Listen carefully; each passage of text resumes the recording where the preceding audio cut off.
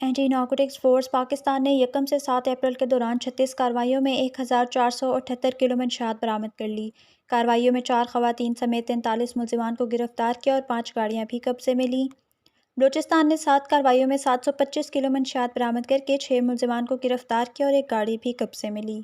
خیبر پختونخوا نے 4 کارروائیوں کے دوران 318 کلو منشیات برآمد کر کے 4 ملزمان کو گرفتار کیا اور 2 گاڑیاں بھی قبضے میں لی۔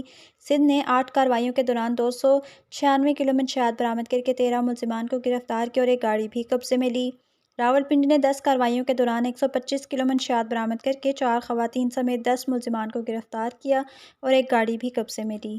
پنجاب نے 7 کارروائیوں کے دوران 15 کلو منشیات برآمد کر کے 10 ملزمان کو گرفتار کیا۔